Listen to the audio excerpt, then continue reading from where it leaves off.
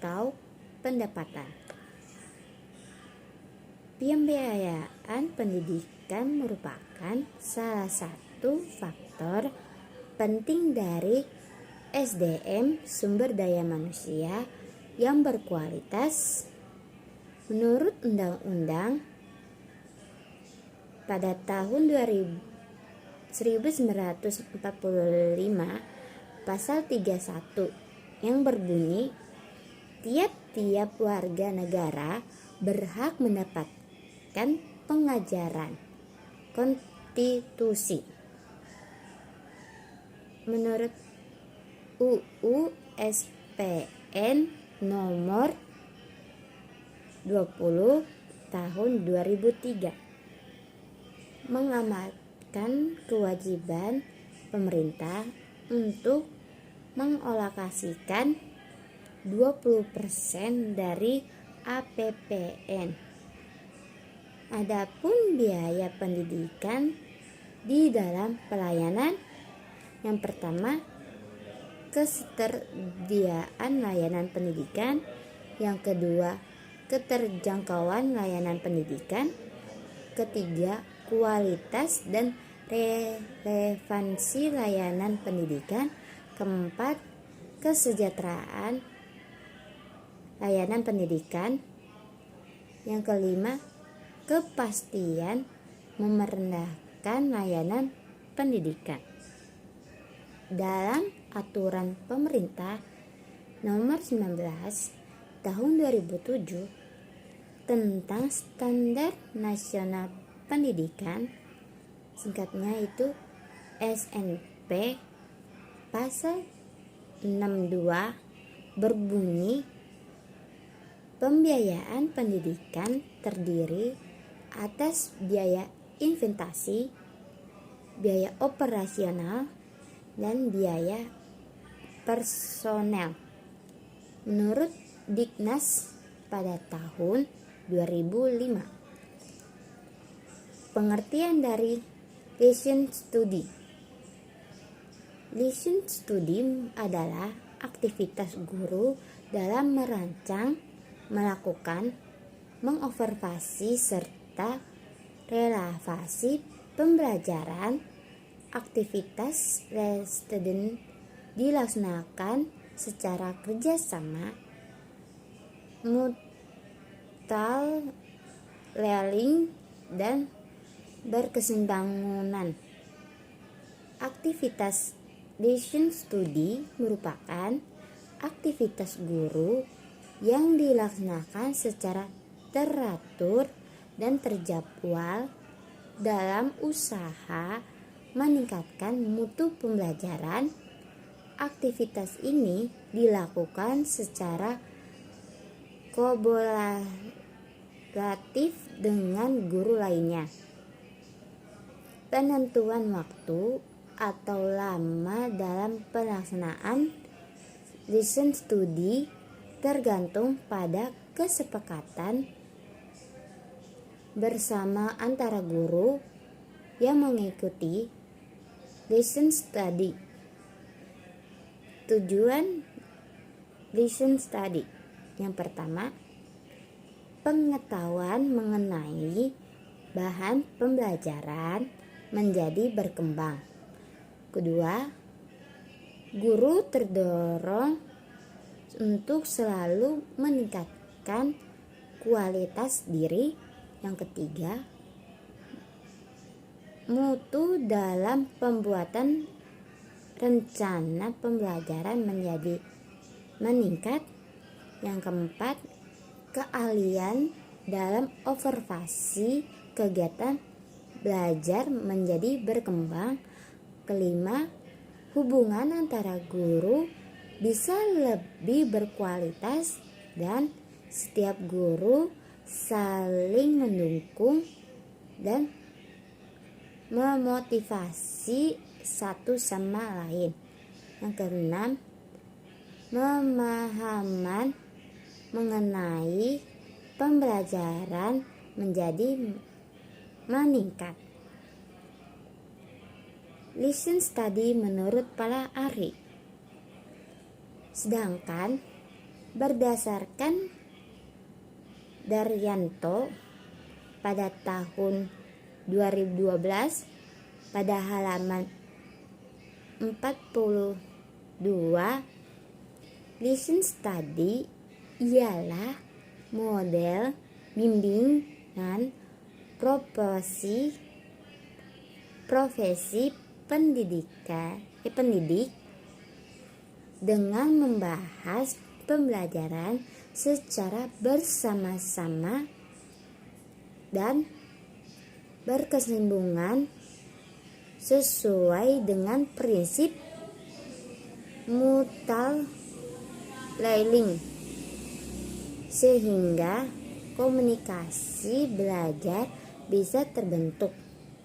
Listen study bisa bermanfaat sebagai aktivitas pembelajaran yang adaptif dengan situasi dan persoalan yang memandang pengajar.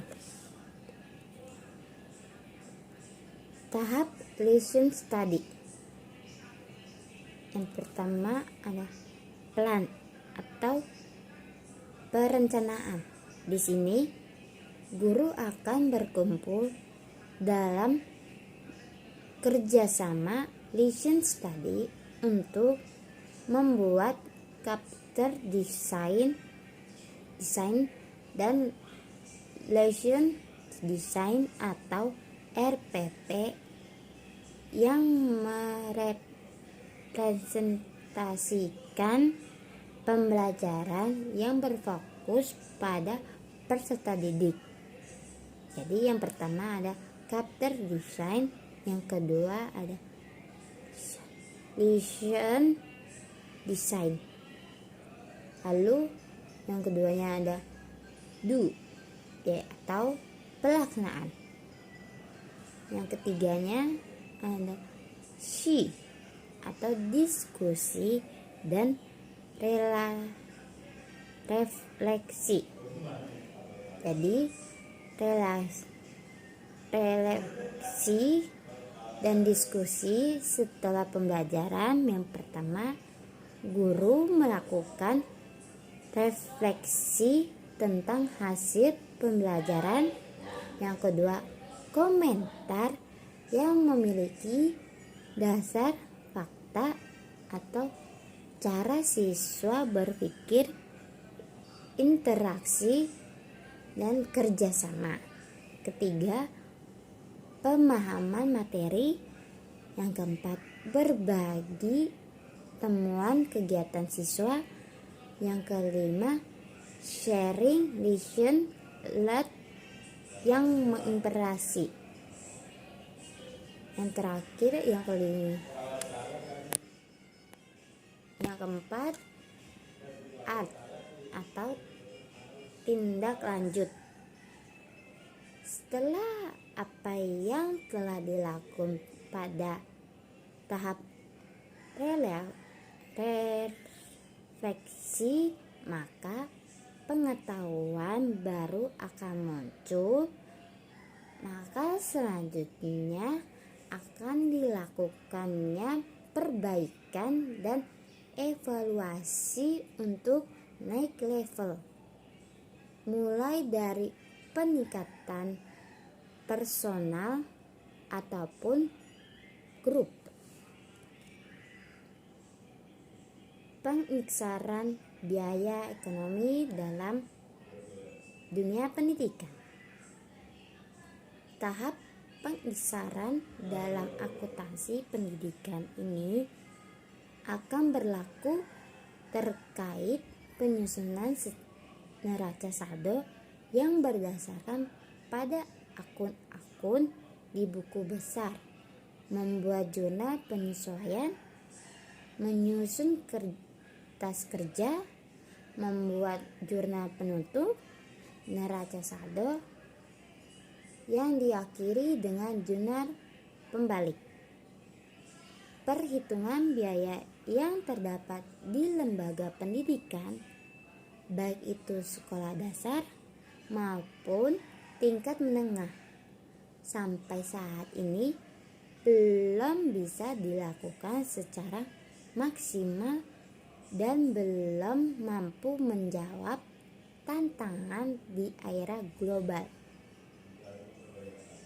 Pendidikan merupakan badan usaha nirlaba ini seperti dinyatakan dalam Undang-Undang Sistem Pendidikan Nasional Pasal 53 ayat 3 berbunyi bahwa Badan Hukum Pendidikan sebagaimana dimaksud pada ayat 1 berprinsip nirlaba dan dapat mengelola dana secara mandiri untuk memajukan satuan pendidikan. Karena pendidikan merupakan badan usaha nirlaba, maka akuntansi yang digunakan adalah akuntansi publik. Ini seperti dinyatakan My World pada tahun 2015 bahwa akuntansi sektor publik memiliki standar yang sedikit berbeda dengan akuntansi biasa. Manfaat akuntansi biaya dalam dunia pendidikan. Yang pertama, memberikan tingkat kreatifan dan juga keefisiensan terhadap dana pendidikan sekolah. Yang kedua, mengetahui penyebab utama biaya yang terdapat di sekolah. Ketiga, mengetahui penyebab utama biaya yang terdapat di sekolah. Keempat, memberikan jaminan pada akuntabilitas dan transparansi pengelolaan serta pembangunan dana pendidikan sekolah. Yang kelima, menghasilkan laporan biaya ataupun keuangan terkini yang nantinya bisa dijadikan sebagai alat dasar untuk membuat kebijaksanaan penting di sekolah, khususnya yang terkait dengan aspek finansial. Sistem akuntansi biaya dalam dunia pendidikan. Lembaga pendidikan memiliki kewajiban dalam memberikan imbal balik untuk para pengolahannya. Lembaga pendidikan harus mampu memberikan anggaran biaya operasional. Beberapa biaya operasional yang terdapat di lembaga pendidikan adalah biaya tenaga kerja. Yang pertama, di antara operasional yang ada di lembaga pendidikan adalah biaya tenaga kerja. Biaya tenaga kerja pendidikan terdiri menjadi beberapa bagian, yaitu pertama, ada kepala sekolah, kedua, tunjangan kepala sekolah, ketiga, gaji guru, keempat, tunjangan guru, yang kelima, gaji guru honor. Jadi gaji dan tunjangan kepala sekolah serta guru sudah memiliki ketentuan dari pemerintah langsung berdasarkan pantat, pangkat, dan golongannya. Sedangkan akuntansi biaya dalam pendidikan ini lebih fokus untuk menghitung gaji seorang guru honor dan karyawan lain yang lembur berdasarkan jumlah jam kerjanya. Pembiayaan pendidikan di era global, di era otonomi daerah saat ini, pemerintah daerah tentu bertanggung jawab. Pendidikan ini tidak seimbang dengan sumber keuangan yang ada. Maka dari itu muncullah ketidakseimbangan pada sumber daya yang mengenai pengolahan pendidikan. Pembiayaan pendidikan sendiri merupakan usaha untuk mengumpulkan dana guna membiayai operasional di sektor pendidikan. Pendidikan sendiri merupakan unsur utama dalam mengembangkan sumber daya manusia (SDM). Dengan begitu, mengembangkan terlihat sangat jelas bahwa pembiayaan pendidikan sebagai sangat berguna untuk mengembangkan SDM. Tanggung jawab pembiayaan pendidikan di pundak pemerintah.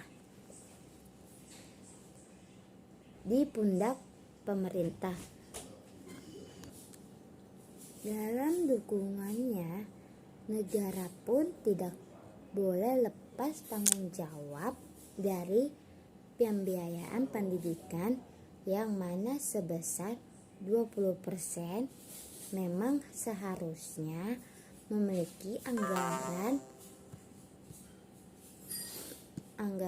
untuk biaya pendidikan. Akuntansi biaya pencatatan dalam sektor pendidikan. Sumber daya manusia merupakan aspek yang sangat penting bagi suatu negara. Oleh sebab itu, melalui berbagai upaya, pemerintah bersama masyarakat Indonesia selalu berupaya untuk meningkatkan mutu pendidikan di Indonesia. Undang-Undang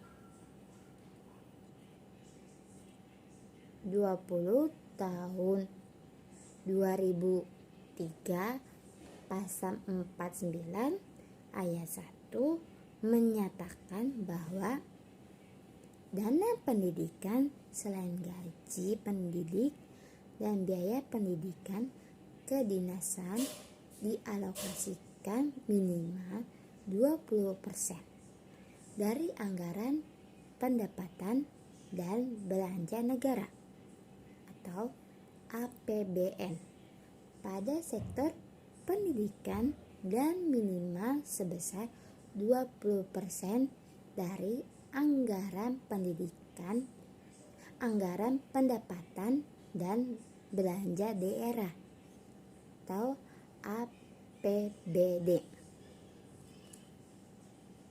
Sistem pencatatan sekolah. Yang pertama ada inventarisasi aset sekolah dari sisi jumlah dan kondisi fisik baik atau buruk. Yang kedua, pembiayaan pendidikan dari sisi RKAS, rencana kegiatan dan anggaran sekolah. Menurut peraturan pemerintah nomor 9 pada tahun 2005, pendapatan sekolah dikelola menjadi biaya pendidikan untuk mencapai tujuan sekolah. Dalam hal ini, elemen pengeluaran sekolah dikelompokkan menjadi biaya sebagai berikut.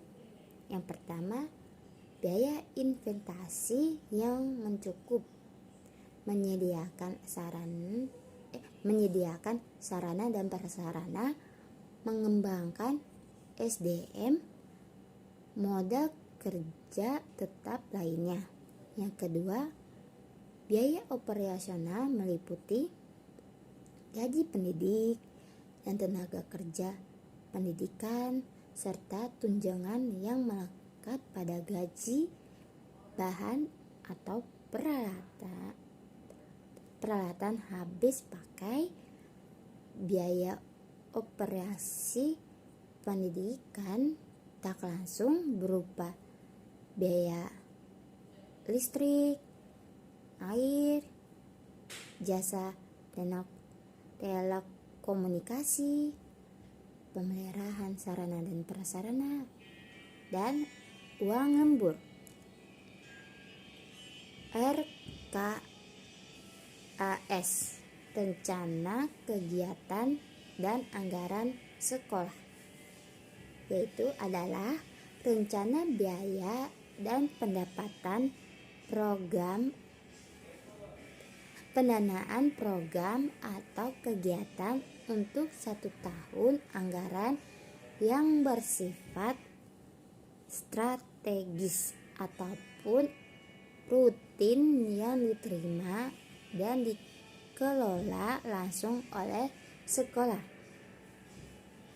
Dibagi menjadi ada 3. Yang pertama, penyusunan RKAS yang disusun melalui rapat di bawah pemimpin kepala sekolah yang melibatkan semua wakasek, semua guru, dan komite sekolah.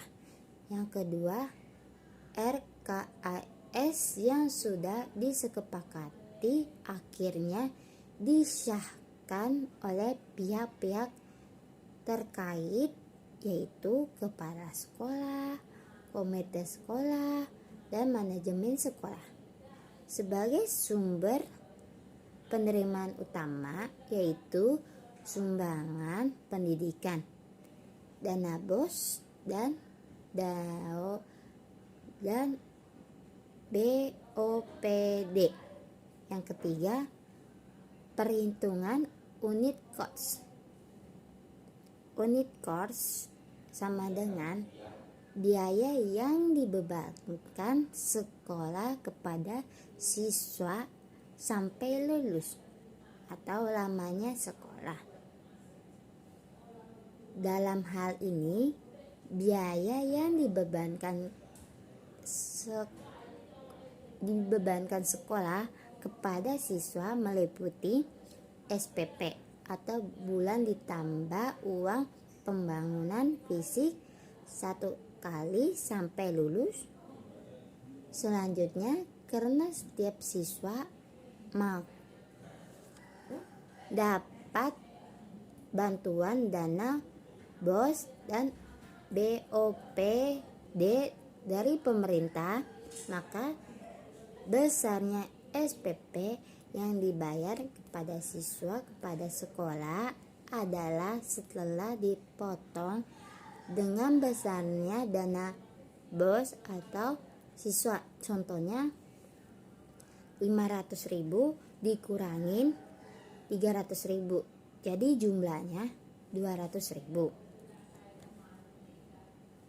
Pengelolaan dan penyusunan biaya anggaran keuangan dalam dunia pendidikan.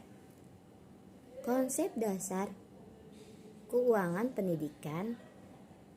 Dalam suatu lembaga pendidikan, biaya pendidikan merupakan salah satu komponen petunjuk yang penting yang sifatnya melengkapi, akan tetapi tidak dapat ditinggalkan dalam kondisi yang sangat terpaksa. Pendidikan masih akan dapat berlangsung tanpa adanya biaya. Akan tetapi, setiap usaha peningkatan peningkatan kualitas pendidikan selalu mempunyai akibat keuangan. Sumber-sumber keuangan pendidikan. Yang pertama, hasil penerimaan pemerintah umum. Yang termasuk ke dalam golongan ini yaitu semua penerimaan pemerintah dari pajak pendidikan dari perusahaan-perusahaan, dan iuran-iuran pembangunan daerah, pajak pendapatan, dan pajak penjualan biasanya didistribusikan untuk biaya rutin, sedangkan pajak kekayaan disalurkan untuk biaya kapital. APBN adalah anggaran yang diatur dan diadministrasikan oleh pemerintah pusat. Yang kedua, penerimaan pemerintah khusus untuk pendidikan. Yang termasuk ke dalam golongan ini antara lain bantuan atau pinjaman luar negeri seperti bantuan dari Badan Internasional, PBB, UNICEF atau UNESCO, pinjaman dari Bank Dunia. Bantuan yang bersumber dari luar negeri ini mencakup bantuan teknik dan bantuan modal berupa pinjaman dan hibah. Yang ketiga, iuran sekolah termasuk dalam gelombangan ini adalah sumbangan pembiayaan pendidikan SPP atau BP3, yaitu bantuan dana yang diterima dari peserta didik atau orang tua siswa setiap bulan yang disetorkan ke kantor dinas pendidikan. Yang keempat atau yang terakhir, sumbangan sukarela dari masyarakat. Termasuk ke dalam golongan ini sumbangan siswa swasta, perorangan atau keluarga, perusahaan, badan-badan sukarela, dan kelompok-kelompok. Jenis-jenis pengeluaran pendidikan selanjutnya, standar pembiayaan. Standar pembiayaan adalah standar yang mengatur komponen dan besarnya operasi satuan pendidikan yang berlaku selama 1 tahun. Yang terakhir, biaya operasi satuan pendidikan. Biaya operasi satuan pendidikan adalah bagian dari dana pendidikan yang diperlukan untuk biaya kegiatan operasi satuan pendidikan agar dapat berlangsungnya kegiatan pendidikan yang sesuai standar nasional pendidikan secara teratur dan berkelanjutan. Penyusunan rencana anggaran pendapatan dan belanja sekolah RAPBS. Anggaran merupakan komponen penting dalam proses produksi atau layanan jasa pendidikan. Anggaran menjadi salah satu instrumen penentu terlaksananya kegiatan atau tidak pendidikan bersumber dari pemerintah maupun pemerintah daerah. Menurut Limham pada tahun 1985 ada 4 fase penyusunan anggaran antara lain. Yang pertama, merencanakan anggaran. Yang kedua, mempersiapkan anggaran. Ketiga, pengolahan pelaksanaan anggaran. Keempat, menilai pelaksanaan anggaran. Anggaran mempunyai fungsi. Yang pertama, sebagai alat penaksir. Kedua, sebagai alat otorisasi. Yang ketiga, sebagai alat efisiensi.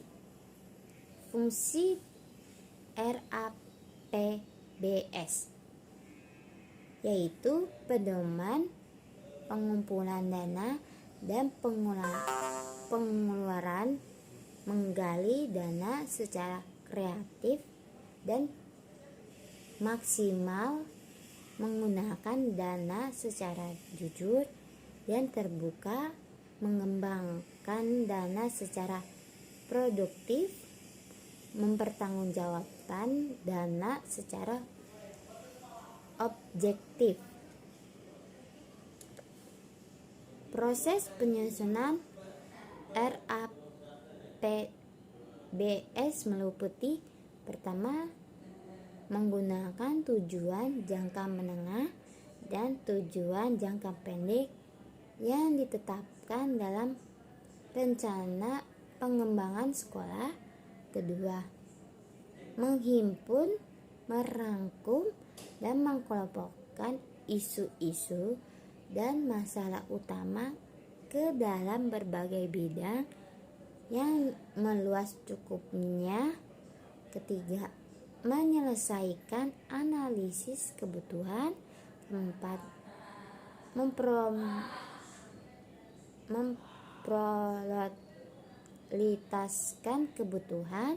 Kelima, mengonsultasikan rencana aksi yang ditunjukkan atau dipaparkan dalam rencana pengembangan sekolah. Keenam, mengidentifikasi dan memperhitungkan seluruh sumber pemasukan.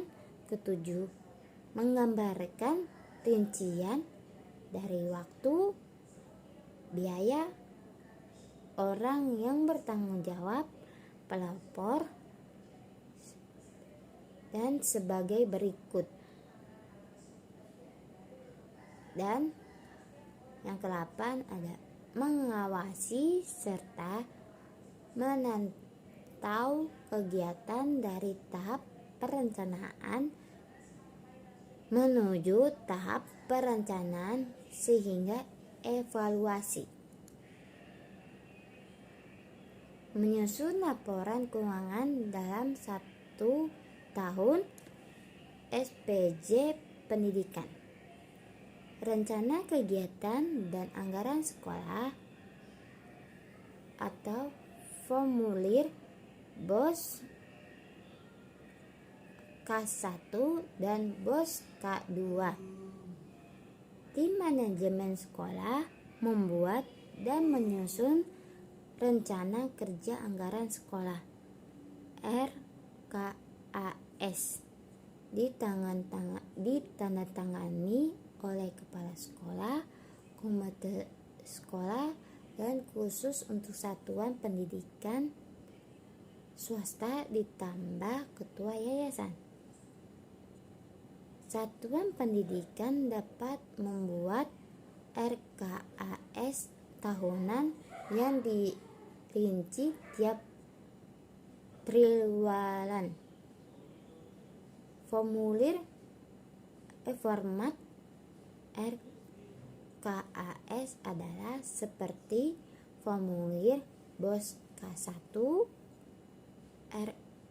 RKAS perlu dilengkapi dengan rencana penggunaan dana atau RAB secara rinci yang dibuat tahunan dan 3 bulanan untuk setiap sumber dana yang diterima satuan pendidikan atau formulir BOS K2. Hal yang harus dilaporkan oleh tim manajemen BOS sekolah sebagai berikut. Yang pertama, rekapitulasi penggunaan dana BOS atau formulir BOS K7A harus dilaporkan oleh setiap satuan pendidikan tiap triwulan melalui halaman www.kepdikbud.go.id. Laporan penggunaan dana BOS tiap triwulan disimpan di satuan pendidikan untuk bahan pemeriksaan lembaga pencatatan, pertanyaan, kritik, dan saran. Lembaga pencatatan pengaduan.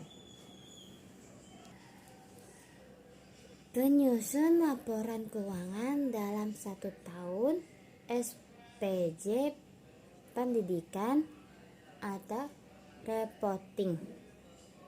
Penyusunan laporan keuangan dalam 1 tahun pendidikan, rencana kegiatan dan anggaran sekolah atau formulir BOS K1 dan BOS K2 pembukuan, yaitu pertama buku kas umum atau formulir BOS K3, kedua buku pembantu kas atau formulir BOS K4, yang ketiga buku pembantu bank atau formulir BOS K5, yang keempat ada buku pembantu pajak atau formulir BOS K6, yang kelima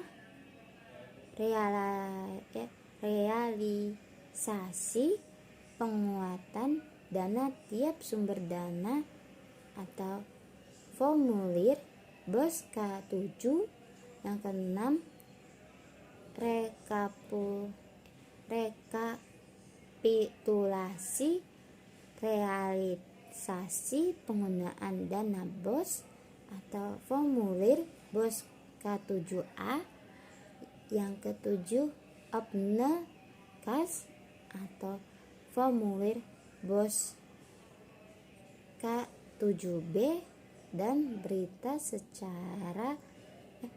acara pemeriksaan kas atau formulir BOS K7C, yang kedelapan bukti pengeluaran, 9 laporan.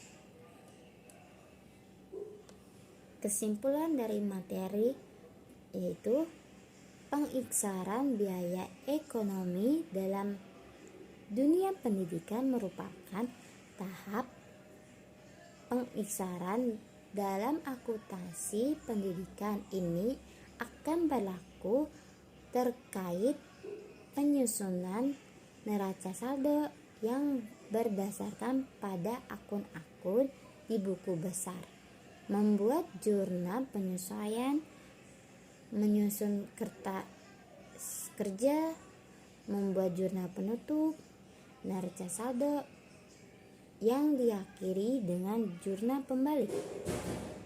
Perhitungan biaya yang terdapat di lembaga pendidikan, baik itu sekolah dasar maupun tingkat menengah, sampai saat ini belum bisa dilakukan secara maksimal dan belum mampu menjawab tantangan di era global.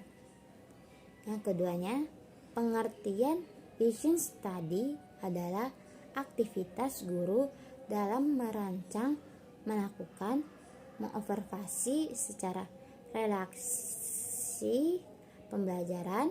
Aktivitas vision study dilaksanakan secara kerjasama mutual learning dan keseimbangan. Yang ketiga, akuntansi biaya dalam sektor pendidikan. Sumber daya manusia merupakan aspek yang sangat penting bagi suatu negara. Oleh sebab itu, melalui berbagai upaya, pemerintah bersama kerjasama Indonesia selalu berupaya untuk meningkatkan mutu pendidikan di Indonesia. Yang keempat, Undang-Undang Nomor 20 Tahun 2003 Pasal 9 Ayat 1 menyatakan bahwa dana pendidikan selain gaji pendidik dan biaya pendidikan kedinasan dialokasikan minimal sebesar 20% dari anggaran pendapatan dan biaya negara dan belanja negara APBN pada sektor pendidikan dan minimal sebesar 20% dari anggaran pendapatan dan belanja daerah APBD.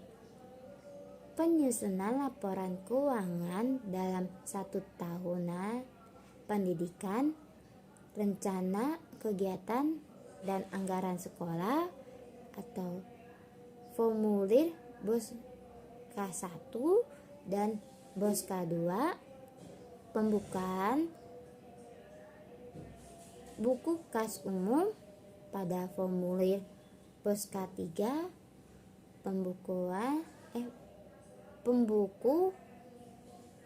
buku pembuatan buku pembantu kas formulir BOS K4, buku pembantu bank formulir BOS K5, buku pembantu pajak formulir BOS K6, realisasi penggunaan dana tiap sumber dana formulir BOS K7, rekapitulasi realisasi penggunaan dana BOS formulir K7A, opne kas formulir BOS K7B, dan berita secara pemeriksaan kas formulir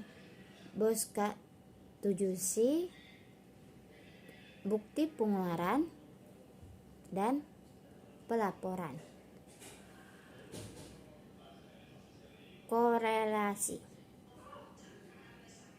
pengelolaan dan pembiayaan pendidikan merupakan salah satu faktor utama dalam aspek pendidikan, karena hal tersebut sangat menentukan keberhasilan suatu pendidikan.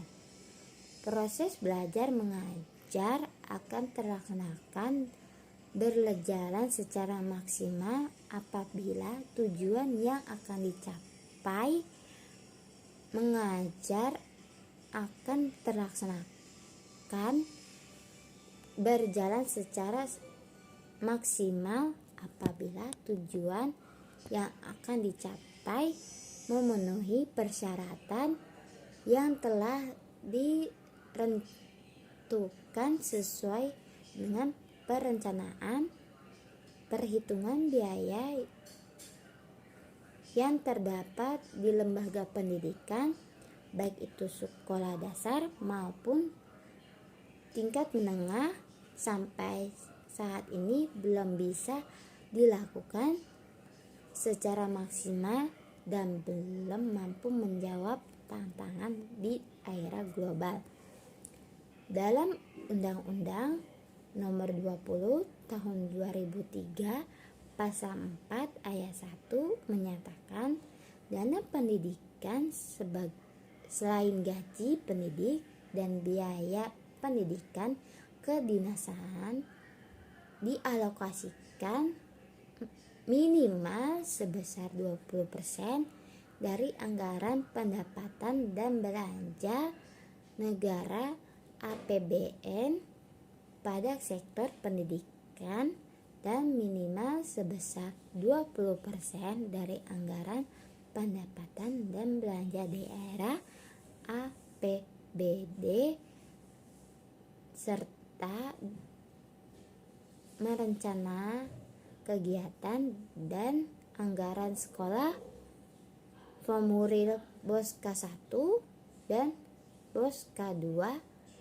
realisasi penggunaan dana tiap sumber dana, formulir BOS K7, dan bukti pengeluaran laporan. Sekian dari presentasi yang saya sampaikan. Mohon maaf bila ada kesalahan kata, bahasa, ejaan, atau paparan yang saya berikan. Semoga bermanfaat. Mohon maaf dan selamat siang.